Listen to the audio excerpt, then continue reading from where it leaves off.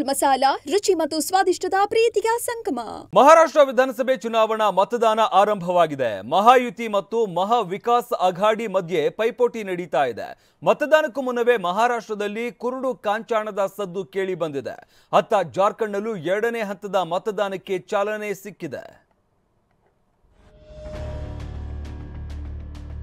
ಮಹಾರಾಷ್ಟ್ರ ವಿಧಾನಸಭೆ ಚುನಾವಣಾ ಮತದಾನ ಆರಂಭ. ಎಲ್ಲ 288 ಕ್ಷೇತ್ರಗಳಿಗೆ ಒಂದೇ ಹಂತದಲ್ಲಿ ವೋಟಿಂಗ್. ಜಿದ್ದಾಜಿದ್ದಿನ ಅಖಾಡ, ಘಟಾನುಘಟಿ ನಾಯಕರ ಪ್ರಚಾರ, ಗ್ಯಾರಂಟಿ ಗುದ್ದಾಟ, ಧರ್ಮ ರಾಜಕಾರಣ ಹೀಗೆ ಮಹಾರಾಷ್ಟ್ರ ವಿಧಾನಸಭಾ ಚುನಾವಣಾ ಅಖಾಡ ರಂಗೇರಿತು. ಇಂಥ ಮಹಾ ಅಖಾಡದಲ್ಲಿ ಇವತ್ತು ಮತದಾನ ನಡೀತಿದೆ. ಎಲ್ಲ 288 ವಿಧಾನಸಭಾ ಕ್ಷೇತ್ರಗಳಲ್ಲಿ ಮತದಾನ ಆರಂಭವಾಗಿದೆ. ಬೆಳಗ್ಗೆ 7 ಗಂಟೆಯಿಂದ ಸಂಜೆ 6ರವರೆಗೂ ವೋಟಿಂಗ್ಗೆ ಅವಕಾಶ ನೀಡಲಾಗಿದೆ. 288 ಕ್ಷೇತ್ರಗಳಲ್ಲಿ 1,186,000 ಮತಗಟ್ಟೆಗಳನ್ನು ಸ್ಥಾಪಿಸಲಾಗಿದೆ. ಗ್ರಾಮೀಣ ಪ್ರದೇಶಗಳಲ್ಲಿ 57,582 ಹಾಗೂ ನಗರ ಪ್ರದೇಶಗಳಲ್ಲಿ 42,604 ಮತಗಟ್ಟೆಗಳನ್ನು ಸ್ಥಾಪಿಸಲಾಗಿದೆ. ಮಹಿಳೆಯರಿಗಾಗಿ 388 ಪಿಂಕ್ ಮತಗಟ್ಟೆಗಳನ್ನು ಸ್ಥಾಪಿಸಲಾಗಿದೆ. ಇನ್ನು ಮಹಾರಾಷ್ಟ್ರದಲ್ಲಿ 9,70,00,000 ಮಂದಿಗೆ ಮತ ಚಲಾಯಿಸುವ ಹಕ್ಕಿದೆ. ಇದರಲ್ಲಿ 5,22,739 ಪುರುಷ ಮತದಾರರಿದ್ದರೆ 4,69,96,279 ಮಹಿಳಾ ಮತದಾರರಿದ್ದಾರೆ. 20,93,000 ಮಂದಿ ಮೊದಲ ಬಾರಿ ಮತದಾನ ಮಾಡಲಿದ್ದಾರೆ. ಮಹಾ ಅಖಾಡದಲ್ಲಿ ಮಹಾಯುತಿ ಹಾಗೂ ಮಹಾವಿಕಾಸ್ ಅಘಾಡಿ ವಿರುದ್ಧ ನೇರ ಹಣಾಹಣಿ ನಡೀತಿದೆ. ಕೊಪ್ರಿ ಪಚ್ಖಾಡಿ ಕ್ಷೇತ್ರದಿಂದ ಮಹಾರಾಷ್ಟ್ರ ಸಿಎಂ ಏಕನಾಥ್ ಶಿಂದೆ ಅಖಾಡದಲ್ಲಿದ್ದಾರೆ. ಡಿಸಿಎಂ ದೇವೇಂದ್ರ ಫಡ್ನವೀಸ್ ನಾಗಪುರ ನೈಋತ್ಯ ಕ್ಷೇತ್ರದಲ್ಲಿ ಸ್ಪರ್ಧಿಸಿದ್ದಾರೆ. ಬಾರಾಮತಿ ಕ್ಷೇತ್ರದಿಂದ ಡಿಸಿಎಂ ಅಜಿತ್ ಪವಾರ್, ವರ್ಲಿಯಿಂದ ಆದಿತ್ಯ ಠಾಕ್ರೆ ಅಖಾಡದಲ್ಲಿದ್ದಾರೆ. ಇವರ ವಿರುದ್ಧ ಶಿಂದೆ ಬಣದಿಂದ ಮಿಲಿಂದ್ ದಿಯೋರಾ ಪೈಪೋಟಿ ನೀಡಲಿದ್ದಾರೆ.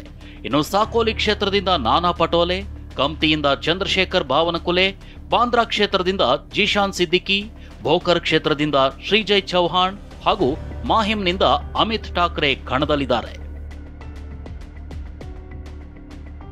ಜಾರ್ಖಂಡ್ ವಿಧಾನಸಭೆಗೆ ಎರಡನೇ ಹಂತದ ಮತದಾನ. ಜಾರ್ಖಂಡ್ನಲ್ಲೂ ಎರಡನೇ ಹಂತದ ಮತದಾನ ಆರಂಭವಾಗಿದೆ. ನವೆಂಬರ್ 13ರಂದು 43 ಕ್ಷೇತ್ರಗಳಲ್ಲಿ ಮೊದಲ ಹಂತದ ಚುನಾವಣೆ ನಡೆದಿತ್ತು. ಜಾರ್ಖಂಡ್ನ 38 ಕ್ಷೇತ್ರಗಳಲ್ಲಿ ಎರಡನೇ ಹಂತದ ವೋಟಿಂಗ್ ಆರಂಭವಾಗಿದೆ. 38 ಕ್ಷೇತ್ರಗಳಲ್ಲಿ 14,218 ಮತಗಟ್ಟೆಗಳನ್ನು ಸ್ಥಾಪಿಸಲಾಗಿದೆ. ಬೆಳಗ್ಗೆ 7ರಿಂದ ಸಂಜೆ 6ರವರೆಗೂ ಮತದಾನ ನಡೆಯಲಿದೆ.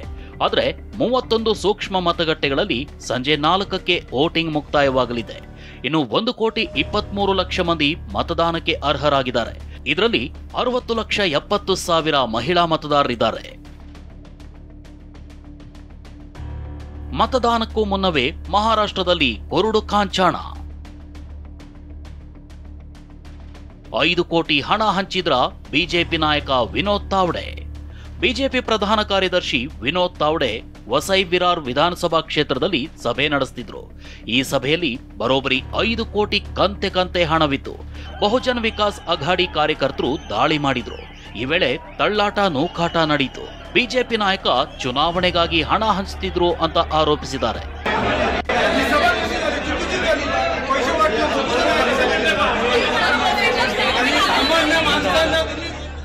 ಆದರೆ ಈ ಆರೋಪವನ್ನ ವಿನೋದ್ ತಾವ್ಡೆ ತಳ್ಳಿ ಹಾಕಿದ್ದಾರೆ.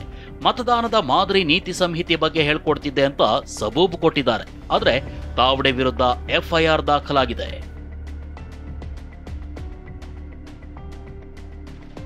ಘಟಾನುಘಟಿ ನಾಯಕರ ಪ್ರಚಾರ, ಗ್ಯಾರಂಟಿ ಗುದ್ದಾಟ, ಧರ್ಮ ರಾಜಕಾರಣ ಎಲ್ಲದಕ್ಕೂ ಇದೇ 23ರಂದು ಫಲಿತಾಂಶ ಸಿಗಲಿದೆ.